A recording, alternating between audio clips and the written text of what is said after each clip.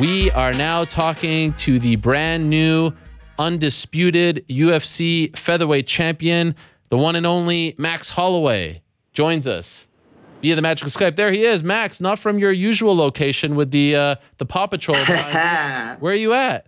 Yeah, I'm at a hotel. What? I'm at a hotel. I was like, I gotta bring my laptop. So yeah, we're in a hotel right now. In Hawaii? In Hawaii, yeah, we had a little. I had to do all kind of stuff in town this weekend, so I was like, I'm just gonna bring my laptop with me, so I'm not rushing home and fighting traffic. I appreciate it very much. I know there's a ton going on in your life, and so it means a lot that you would come on. I know it's early over there. How would you describe this past week, from landing in the airport and seeing those people there and just everything that's happened since the fight? I know you had some kind of like big party yesterday in honor of you. What has it been like? Has it been surreal? Oh man, it's been amazing, man. You guys what you guys saw the video, but what didn't you guys see was like right off the plane I had a homecoming and there was a lot of people there. I was tripping out there. And when we went to the baggage claim, there was a lot of people there. I was like, holy shit, like what is going on, you know? And then we went to Wine Eye, and you guys saw the big video. That's the one that zoom out and stuff. Like, and then, man, I love it, man, you know? And then we just, Saturday, me and my boy Yancy Madaris, they made that Wine Eye parade. Like I said, I don't know if you saw that video, but I said 60 days, but the Congress lady told me it actually usually takes 90 days to do a parade and get all like the pass, they get all the bills passed and whatever and all the safety stuff. They got the parade done in 2 days for me and Yan. So it's amazing, man. You know, like you said, we had a party. A lot of people came out to the party too. So, man, I'm just blessed, man. I'm excited to, you know, it's what a time to be alive. You know, it's welcome to the blessed era, I guess. It was a big deal when you won the interim belt, and I know you treated that as winning the official title. But is it safe to say that this is bigger? Oh man, this is way huger, you know. You know, the interim title, it meant a lot, you know. But at the end of the day, the interim title was just my secured spot, you know. It was just no more like, it was not no more someone telling me, hey, you got the next title shot, and then you don't get it, you know. The interim was like, you know, that's what the interim, everybody's like, oh, Dana's giving out these belts, these titles, and whatever. It's like, no, he's doing his job. And for us fighters, the interim was great, you know. The interim was great for me. Yeah, it was never against the belt, you know. I always you know, the undisputed belt is cool, and but at the end of the day, I want the undisputed career, like I told you. You know, I want to be one of the best. I want to be one of the GOATs. But, you know, things that came with the interim belt, you know, like the money-wise, you know, the support, and then, of course, the guaranteed title shot. You know, that's what the fans don't get. This is a guaranteed title shot you get to have after. You know, there's no more line jumping, no more skipping, no more being like, hey, you know what? We said you, but, you know, this fight, we're going to go with this fight. You know, the interim was great, but the undisputed is something else, you know, man. It's something else. I tell you that much. And being able to do what I did against Aldo was it was a fun time, man. How many times have you watched the fight? I watched it a couple times, a little bit times. I was trying to break down. I wanted to see what people was gonna try and do to me with the first 2 rounds. You know, that first 2 rounds was you know, it's just planting seeds. You know, a lot of people be like, hey, it's not the same Max we used to seeing. You know, but you know, different fights. You know, you got to approach in different ways. And Aldo's one of the greatest. And you know, we had to approach him different. You know, I never really fought Aldo. Just like everybody's from the outside in. You're like, oh, Max is looking different, this and that, blah blah blah. It's like I said before, I'm gonna say it again, man. These guys playing checkers. I'm out here playing chess. You know, it's when they figure it out, it's too late. So you laugh at all these people who say, oh, you were down 0-2 and you were starting slow, you were nervous. That was all part of the plan, what we saw. Yeah, you know, it'd be silly, you know. I can't. People tell me, "Oh, you get nervous." I get nervous. If a fighter tell you, nervous, that's lies. But it's like that Mike Tyson thing, you know. Every time I'm the most nervous in the back when they're telling you, 5 minutes, 10 minutes, 5 minutes. Okay, it's time to make the walk. But once I'm making that walk, it's like Mike Tyson said, man, you get nervous, but you just keep your confidence keep going. Just like Mike Tyson, I feel untouchable. I feel like a god in there, and our game, and I already knew our game plan was gonna work. There's enough tape, and Aldo's he's one of the greatest ever, but it's just time for a new era, it's time for the new wave of guys, us young guys is coming up, and we're proving it, and we're showing to the world that we're here to stay. We're taking over. You know, like I said, you know, MMA is a forever evolving. You know, you either evolve with the sport or you get left behind. You know, so I'm trying to lead the pack. I'm trying to sprint, and everybody telling me like, oh, why is Max not doing this, that, and that? Like, look, guys, it's not a 3-round fight. You know, it's not a sprint. You know, I got 5 rounds now, and the guy likes to fade later. So you know, it's just drawing him slowly. I thought it was interesting in the post-fight press conference when you said that you knew you had him when you were kind of taunting him and he did nothing back. What prompted you to do that then? Like, well, why did you do it in that moment? I was doing it in that moment because when I was putting my hand on it and stuff, every time I put it, he'd shut it down. He'd throw something, he'd do something reactive, and every time I in the beginning rounds and I feinted at him, he was jumping back. I had these big motions from him, and he was countering super fast on certain things I was doing. And then when I started doing the regular stuff and he wasn't countering as fast, or he wasn't even countering at all, that's what I was just telling myself. I told myself in that 2-minute in the second round at the ending, I told myself, hey, he's not firing. It's time to taunt. I was like, let's taunt. Let's see if he cracks me. And I taunted him, and I hold my hands up for a couple seconds, and he didn't do nothing. I was like, okay, I'm gonna do it again. And he did nothing. I was like, man, this guy don't want to fight, you know? Like I said before, I'm going to go out there until you want to give up. You know, he opened the door. I just hold his hand. I walked him through him and say, you know, thank you for the fight, you know, but it's best ever time. You actually, and this received a lot of praise. You felt compelled to go on Instagram and write something about him and give him respect. Why did you feel the need to do that? I felt the need because people keep fucking trying to tarnish and take this guy away. You know, this guy... Man, this guy, you guys gotta understand, man. What this guy did for all the little guys, you know, it's like, you know, there's a couple guys, the pioneer of our small guys, you know, it's like when you think of like the 35, 45 class, you know, who built it, you know, you think Rod Faber, you think, you know, Dominic, and then you think Jose Aldo. Jose Aldo been the greatest. Like I said, I've been watching this guy since I was 17. I think so. He won I forget when he won the belt in WC, but he's at the top of this level. I'm 25 now. You know, that's a long ass time. And people keep talking about how, you know, 13 seconds this. I'm like, it happens. It's fighting. You know, you got caught. You know, it wasn't like it just happens. You know, and then even with my fight and stuff, like, oh, you know, it's not the same. It's funny because everybody keeps you know, the educated people, the educated fans, and you guys say, look, it was the great Jose Aldo, and then you guys figure it out, like, oh, Max is just, you know, playing a game, and then I got the fight. But people keep trying to kick a man when he's down, you know, and just saying one fight. It's so hard, you know. But like, let's go to basketball, you know. Let's talk about LeBron them, you know. Like, look at LeBron them. They're down, you know, 3-1 right now. And people's like, I don't see even people bashing them or anything or turn around. That's exactly what like. MMA is the hardest sport with fans wise, I think. You know, they're so quick to jump on. You know, like it's not even fans. It's us too. You know, it's the way we push out certain things or whatever out there in the media, or even with fans or whatever. But I just think so. The man deserves respect, you know. At the end of the day, he deserves a lot of respect because what he did, you know, it's just these last 2 fights you cannot. All the greats got losses. Everyone has losses, you know, with the exceptions of only John Jones. You know, that's the only exception I think. You know, that one loss or whatever. But at the end of the day, it's mixed martial arts. Anything can happen. This is not just one aspect on sport. It's called mixed martial arts for a reason. There's a bunch of stuff, and you gotta respect a man to do what he did. And it just rubbed me the wrong way. You know, I said a lot of stuff before the fight. I said a lot of stuff leading up to the fight. But at the end of the day, this is business. You know, I'm here to promote. You know, I'm here to get mines. And but when we fight, it's all said and done. I respect everybody. You know, you get that. It takes a lot of balls to go step in there with someone to fight and get out there. So even at the smallest stage, if you go step in there, I respect you. But at the end of the day, this is one of the GOATs of all time. He's the greatest of all time. And there's nothing to take away from the guy. And I felt like a lot of people was trying to take away from him, and that kind of was rubbing me the wrong way. Respect you for that.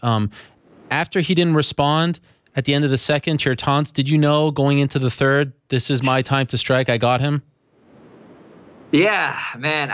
I wish I don't know who would get it, but I know the camera audio, they has to have it. It has to be on. I thought they would have put it on the Trail in Agony, or they're gonna put it on something, but you're gonna watch when the corner audio comes out. Like I had it on my coach Ryland, not Ivan, and Ivan was the one always in front of me, so they couldn't really hear me.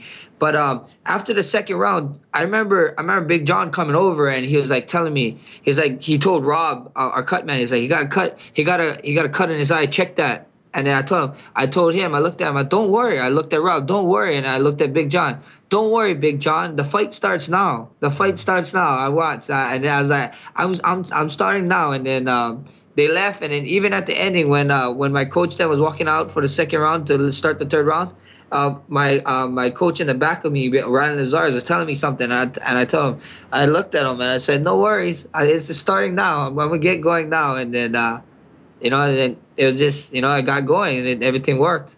When they put the belt around you, how would you describe that? Was that? I mean, I'm sure you've dreamt of that moment before, being crowned the champion. What did it feel like? Oh, man. I can't put it into words, I can't put it into words. I was tripping out. I gave a bunch of people was giving Bruce shit and Bruce Buffer and I kind of tripped out too because Bruce announced "and now." Yeah. I didn't get my "and new," so I told Bruce. I saw Bruce later on in the night. I told Bruce, the next one you need to say "and new" and still, just so I can just hear you say "and new," But it was fun, man. It was crazy. I cannot. The emotions was crazy, I knew how much it meant to my family and me and all of Hawaii or even the world. I knew how it meant to them to see me get the Interim, So when I got that one, it was just when I got the Undisputed, it was just amazing, I was just imagining Hawaii going off with fireworks again, I was like, this is great, this is a cool thing, and it was just, I can't explain it, man. It's something that you gotta experience yourself. And you also, shortly thereafter, I mean, you were very vocal saying, Dana, you said this was big game hunting. Now I want mine. This is the biggest, and all that. Can you elaborate on that? Why did, in that moment, and even as you were walking by press row, you were very animated. You were very fired up. You're like, I want to get paid now. Why did you feel the need to do that then? It's that's when everyone's listening. Okay. Everybody's listening. Everybody wanted to see what stuff. Yeah. But at the end of the day, Dana White figures it out. Dana White is the man. He always figures it out. That we give him situations and he goes and solve them. So I can't wait. That's what it is, because we sat down and he told me, this is big game hunting, kid. He's like, this is big game hunting. You bring in big kills, you cash in the big paycheck. So he told me. So I was like, hey, you know what? He's listening. He's probably watching the fight now, so I don't want to text him. I would just go, I'll have a bunch of 100 media outlets texting him and everybody tweeting him. So that's how it was. But, Dana gets it done. He's the man. He always figures out a way, and we're going to figure out a way. Did you feel like you were underpaid for this fight?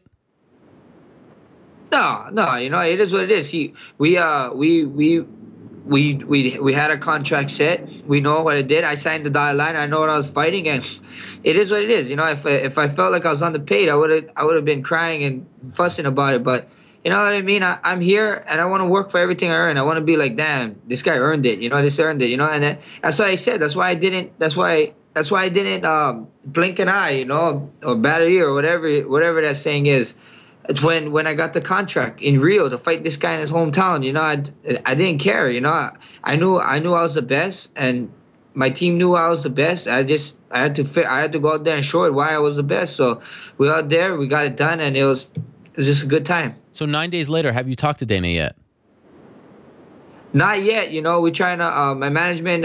We didn't talk anything. My management is setting something up. I'm sure we're gonna have a sit down. I'm sure we're gonna figure this out, and I'm sure I'm going to get back in there. So I can't wait, I just can't wait. The division is under new management, and so we're hoping 24/7, 7 days a week, if it's the only place you can come, walk in, you can come see me. You're going to leave. You can leave with a smile. You can take that L with you, and look, if you want to come back again, that's going to be 2 L's for you. So it's going to be a great time. I hope that you get that brunch, because you've been pushing for brunch with Dana. So I want you to get that brunch. I don't want you to get like any other meeting. I want brunch. You know what I'm saying? Yeah, I want brunch too. Yeah, the last time we had was brunch. The last meeting we had was during brunch, and that was a great meeting. I think so. That's the only way to keep it going. Let's have brunch again. Let's have another great one. So who do you think? I mean, Frankie Edgar was on the show last week. He says he should be the guy. As you know, Cub Swanson has been pushing. It seems like it's down to those two. Who do you think it will be, and do you have a preference? At the end of the day, I fight anybody. Yeah. I don't care. I really wanna sit down with Dana, my management first. We're gonna figure that out.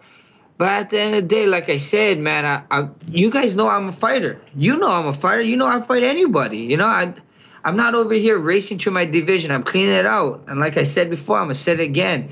If I didn't fight you, get ready. Get ready. Get ready, because I'm coming. And if I did fight you, get emotionally ready, because you know what's going to happen again. You know, so it is what it is. You know, a storm's coming, and I'm here. I'm not dodging anybody. You know, I fought one of them, and I wanted to fight one of the other guy before. So I just want to sit down with Dana first. Okay. We sit down with Dana. We can figure out our situation, and then we see what UFC want to do. You know, there's a bunch of things that adds up. You know, I want Hawaii, so hopefully we can get that done too. Is it important for you to bring back some normalcy and some continuity to the division? You know, we keep, you know, it's been a thing where guys win a belt and they want to move up or they take time off, and you seem to say, like, I want to fight everyone. Come on, I'm the king of 145. Is that important to you to kind of make the division go again? Yeah, that is important to me. You know, that's what I want to do. You know, yeah. Some people they always trying to do other things, but not me. You know, everybody trying to be copycats in this game and be like, oh, I got this belt, let me go to this, let me do that. It's like why? You know, I'm a king. You know, I'm a king, and when a king leaves his village, he can get overthrown, and when he comes back, then it's taken. I'm not that type of guy. I'm gonna stay right here. I'm gonna defend my throne, and if you want to fight the best, come fight Bless. It's as simple as that. If you want to fight the best, come fight Bless. You know, I'm here for a reason, and I want to defend my throne. I want to be the most defense. You know, I want a bunch of belts. I was telling Demetrius was down here. I was telling Demetrius, you took the picture all wrong, bro, with your 10 belts. He's like, what? What do you mean? I was like, I would have laid my ass down and covered myself in it and be like, all gold, everything. It's a golden shower, you know, a good one. Yeah. Not one of those bad ones that you guys thinking about. Yes. But yeah, you know, that's what I want to do. I want pictures like that. You know, that's history. You know, I want to make history, and I want to do it that way, you know, and defend and prove to everybody, you know, because there's a bunch of people that keep yapping like, oh, this guy this guy that. It's the same guys who keep saying that I couldn't hang with the top 10, who said I couldn't hang with top 5, and when I got to Aldo, said I couldn't hang with him. So, like I said before, I'm gonna tell you guys again, you guys keep focusing on who's next, because after I beat whoever you guys tell me I can't beat, I want to hear more excuses so I can just keep showing and just be like, you know, whatever. But at the end of the day, the blessed wagon is here, you know, and we're here with open arms. I'll walk you guys through it. You can hold your hand. Hawaii is great. The weather is great, and hopefully UFC Hawaii can happen, because we need one down here. Honestly, now you came in as a 19-year-old. You started your UFC career 3-3. Now you have 11 wins in a row. You're 25. You're tied with Cody Garbrandt, youngest champion in the UFC. Did you believe that this would all happen to you this soon? No, you know, I thought it was gonna happen much sooner. Oh. You know, but it happened. That's just the confidence I had. You know, I wanted to beat John Jones' record. How old was he? 23, right? Yeah. I wanted to beat his record, but that's just the type of person I am. You know, I wanted to beat these guys. If you're in the UFC or whatever you do, you know, even yourself, Ariel, if you're doing this, you know, if you're not trying to be the best podcast person in the world, then why the hell are you doing it? You know, why are you doing it? I was trying to be the best guy from when I was 19, when I was 20, when I went against Dustin Poirier. But everybody always forget. They think success is this nice level, you know, this nice level. It doesn't. Success is up and down, go crazy. I had certain fights and times that happened in my life for a reason, and that's what I believe, you know. And some people, they hit a wall, and they just fall down, they back down. I hit a wall, I get back up, hit a wall again, I got back up, I climbed the wall, I tried to run through the wall, whatever, you know, I figured out a way. And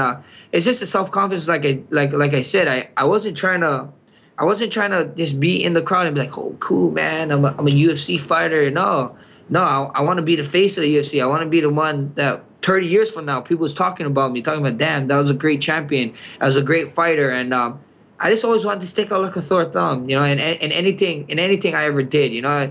If it comes to, like, sometimes, like, you know, when we're walking, I always try to walk in front of my friends. I always try to beat them to the door. I'm just competitive. You know, they don't know it, but I keep that little wins in my mind. I'm like, I opened the door first, bro. So what's up? Just a couple more things, and then I'll let you go. And again, thank you so much for the time. How close are we, in your opinion, to Hawaii? How do you, like, I just see this, the excitement. They're really rallying behind you. Why can't this happen next for your next fight? or could it happen? Man, we see. That's why we got to talk to Dana. But we had Paige from PR down here. Yeah. And she told me when we did our homecoming, she told me she never saw nothing like this. Nothing. She saw she went to a bunch of champions homecomings, and it was never like what they saw in Hawaii. So I think so. That's a big help. I think so. That's helping a lot. And I think it can happen. Yancey did his thing that night. We got my boy Russell Doan coming next week. We got a couple of Hawaiians that I just saw is going to be on the Contender Show in July, on July 11th. So, and we got a bunch of Hawaiians. Shit, we can make an all-Hawaiian card right now with how much Hawaiians we got in the UFC. It's like, I don't know what it is. I think so. It comes down to the state purpose, the state-wise. We have a one-man commission here that's really not being cooperative at all. So I think so. They tried to change it before, but I think so. It might have changed now, but hopefully, man, Hawaii deserved this. Hawaii's been fair. It's been talking about when BJ was doing it, and it was only BJ. It was only one guy. And he had his belt. It was only one guy in his belt. Today we have one guy in his belt and like 7 or 8 other Hawaiians that's ready to go. Right. So and 7 and 8 other Hawaiians that's doing the damn thing in UFC too. So I can't wait, man. The future is bright. I think it's gonna happen, and just make sure you bring your sunscreen when you come down, Ariel. I wouldn't want you to be red like a lobster on fight night. This big nose, it would be a problem. Can you be more popular in Hawaii than BJ Penn was? Do you think that's you're on track to be a bigger name in your home country or in your home state than him? We see, I don't know. Right now I'm getting. Do you feel like you are already? I don't. I feel that I think so. At the end of the day, like I said before, I'm not here to be BJ Penn. I'm not over here to compare our legacy or whatever. I'm here to be Max Holloway, and I'm here to be me and myself and build my own legacy. If he like I said, I always tell everybody, he set this bar. Yeah. And bars is always meant to be broken, and I'm coming for it. And then the next kids out here, and I'm telling them, I'm like, look, guys, I'm setting this bar. I don't want you guys to be me. We don't need another me. We don't need another Yancey. We don't need another Russell, Kylan Curran, Brad Tavares. We need another you. We're setting these bars so you can't. I dare you to beat me. And if you beat me, I'll applaud to you. But keep trying. Don't cut yourself short, man. Or woman, whatever, boy or girl. If you want to do something, go be the greatest as that. Don't need to be copycats. You can have idols and you can have people here and there that motivate you to be greater. But don't be me. I already got me. And I'm doing me just well. Nobody can be better at you than you. So go do that. I don't know how it is. I'm getting a crazy ass reception here in Oahu. And all of Hawaii, it's crazy. Like, a lot of people never watched the UFC fight in their life, I guess.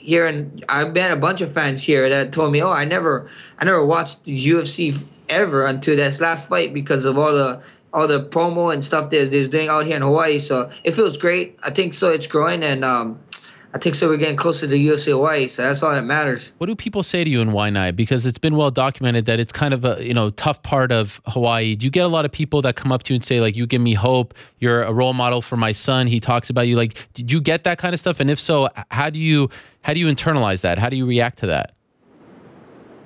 It feels great.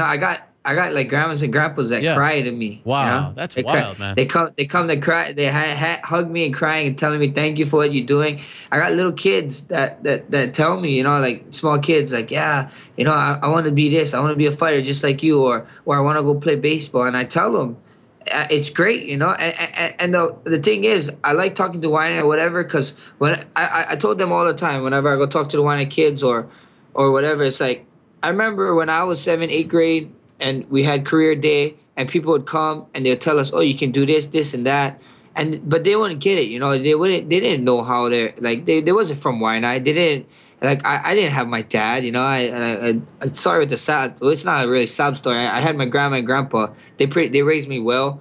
My mom was on drugs. She's clean and sober now, but they didn't know. So when people would come and talk to me and tell me I could do stuff, I was like, you have no idea. You don't know what we're doing here. And then when I go talk to the kids, I can tell them, look, look, you gotta listen to me now because I know exactly what you're going through. I did it. I sat in this damn classroom. One of my teachers, a couple of my teachers still work at the school. Wow. And I'm like, ask these guys. I was a hothead kid at 7th, 8th grade. I thought the world was against me or whatever, but it's like what I told all these kids. It's not how you start the race, it's how you finish. And finish strong. And keep striving, you know? And I tell them all the time, if I listened to people who told me that I couldn't be here, then I would be just like them. You know, I'd be hating on another person's dream. You know, when somebody tell me I can't do stuff, I just tell them, watch me and work hard, and you guys can do it. And when kids tell me like, oh, this and that, it gives you a warm feeling inside. You know, even grandmas and grandpas, it gives you a warm feeling, thinking like, man, you know, I'm doing something right. You know, at the end of the day, you know, I want this undisputed career and all this thing for UFC. But if I could change one person's life, that's what life is all about. Changing, making it better than when you left this world, you know? Do you still talk to your mom? Oh, yeah. I live with my mom. My mom, she's good. She was supposed to come to the last fight. Yeah, I live with my mom been clean and sober for like maybe 10 years, maybe more. I have no idea. But yeah, so come like the story is when my mother, like, that's why I loved her, you know. My dad just went away, and like he popped in on my life here and there, you know. And but my mom, you know, she was like, even though when she was doing all that stuff, she stood enough to know that, like, you know, my kids come first, and she made sure we was okay with my grandma and grandpa. And my biggest role model is my mom, my grandma, and my grandpa, because they did a lot of stuff, you know. I love my grandma and grandpa. My grandpa always instilled hard work into us, and my grandma and grandpa always made sure, you know, we wasn't an extravagant life, but I wasn't a poor life either, you know. I had a roof over my head. I had 3 hot meals a day. They made sure they gave me clothes. I had all my stuff for school that I needed, or if we played a sport, I had all the things that I needed. They always gave me just enough, and my grandpa always made sure that, like, you know, if you want stuff, just go work hard, you know, hard work, and nobody's going to deny it. What about your dad? Like, has he resurfaced? My dad, now that you're a super. Yeah. Oh no, he'd been here and there, like, okay. He'd been in and out of my life, like way before this. Like, okay. He's been here and there, whatever. I love the guy, but you know, it is what it is.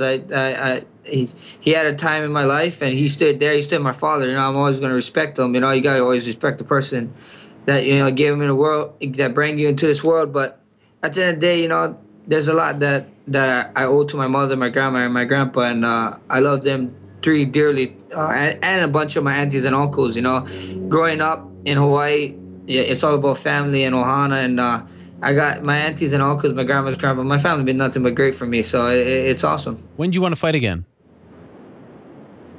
You know that you know me. I want to fight. I love fighting.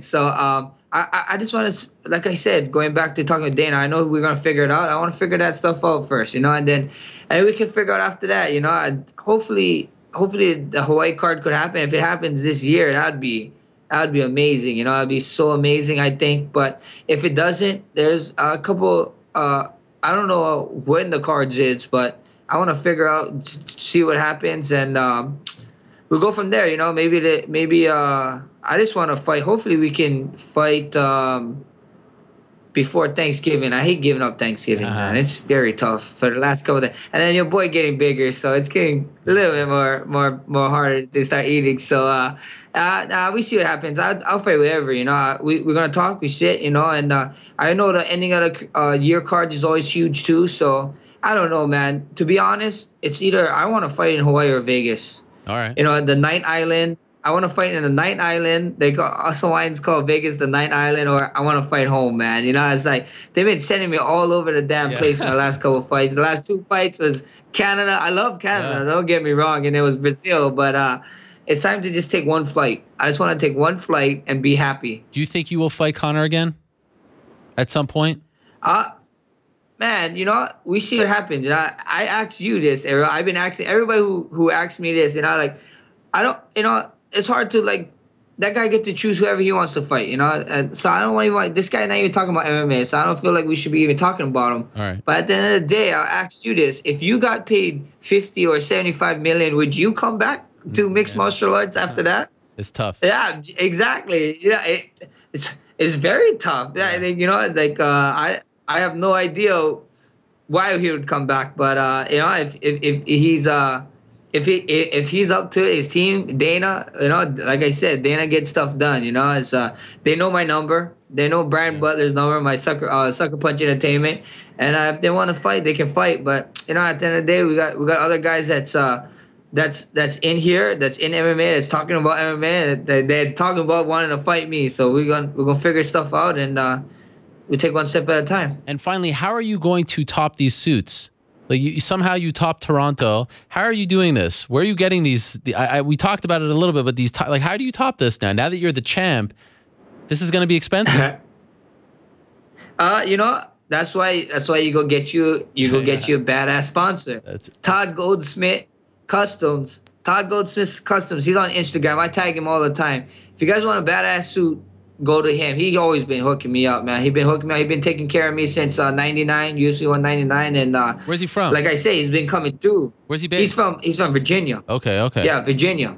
Where'd you find him? Yeah, he's from where my management. Oh. My management is from Virginia. All right. Yeah. Richmond. They're from Richmond. So if you look for Todd Goldsmith, he won't let you down. And then the ties is Hex Ties, and you know, I got a couple ideas what the next one. There's a couple more shiny ones that I wanna use. So the ties is fun, you know. It's a new era, Bless era. Bring it in with the Bless era. It'll be fun. What's this Moskova on your shirt? I know the Alienware over there, but what's Moskova? Oh, Moskova is one of my sponsors, one of my main sponsors now, clothing sponsors. Moskova.com. Check them out. We just got a bunch of. They made my shirt, the Loyal to the Max shirts for the last fight, and then they were dropping a white champion shirt. So yeah, hit me in my DM. I'll send you one. I'll send you a couple shirts over for you. I appreciate it. You need to get an acai sponsor too. I have an obsession with acai. Oh shit! Not Brazilian acai is the best. I appreciate. Oh my god! American acai. Yeah. I'm excited you just got. No, it's like a drug, right? Oh my gosh, bro. I tell you right now, bro. Yeah. I was not joking, bro. Okay. This is the story. All right. So my fat ass during fight week, I can't eat like how I used to eat before, because your boy is growing up and becoming a man, I guess you should say. Yeah. And I'm with Yancey, who stepped up a weight class, so he can eat now. And these guys, they ate about 17 or 18 acai bowls during the week, right? Yeah. I only had 2 days to eat acai bowls after the weigh-ins, and I caught up with them. That's just it. That's how good it was. Wow. I ate 17 damn acai bowls at least, and it was great. But you gotta, and a couple of the acai bowls in there was like acai milkshakes. If you didn't try that, that is like.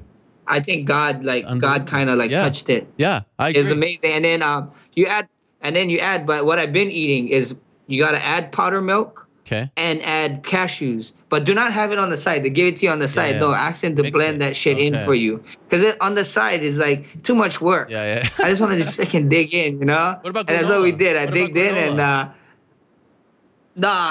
bro, no granola. Right. It's powder milk and cashews for me, bro. But I just found out in Hawaii there's a place that they bring it in from Brazil, acai. So I just got a place on. Like I said, man, I'm blessed, man. Does it taste the same though? I'm blessed everywhere I go. Does it taste the same? What was that? Does it taste the same? It tastes like it. It tastes like this is like this guy was like explaining me his life story and telling me how he has his farm in Brazil with his acai farm and he bring it down or whatever. And you can tell, bro, like, oh my, bro, Brazilian, you guys are lucky. Yeah. I'm gonna say something like one of my friends, like Yancey. It was one of the great places because Yancey up there is like, Yancey is crazy, man. Yancey is so funny. He'd be like, Brazil, I'm gonna miss you. And he puts like acai. He's like, he put the acai bowl symbol and then he puts a peach for booty. That's all you see up there. Is women and acai. It's hilarious. It's a good time, man. I love you. I love you, real. Love you, Brazil. It's been good, real. I'm happy that you share that because when I went there in 72 hours, I had 7. I can't beat what you did, but it's amazing to me how different it tastes from the United States. You have the ones here and it tastes complete. It's like not even close. It's not even on the same level. It ruins it. Yeah, it totally ruins it. Hey, very, very quickly, last thing. Everyone talks about with other like with Holly Holm, we know who her team is. John Jones, Conor, we know. But I feel like we don't give enough credit to your team as well. Who are your coaches? Tell the world who's your corner, who coaches you, because I feel like that doesn't get talked about enough. Yeah. I got the best coaches in the world. I know we can prove it. We got a belt to prove it. So, my head coaches is Ryan Lazarus, Gracie Technics, Ivan Flores, Legacy Muay Thai, and Darren Yap over at Tactical Strength and Conditioning. He's the one that's getting your boy big. That guy always making me suffer and stuff. And then Michael Nakagawa, he helps me with my wrestling. But four of those guys, man. Four of those guys is beast, man. Rylan Lazarus, them, and Ivan, and there's always a saying that I always said, it's always better to have a four-headed dragon than one, right? So it's great. They put their minds together, and we get stuff done. We get stuff done. Has it been showing? It's been showing. People want to talk about game plans and training and preparing for a fight.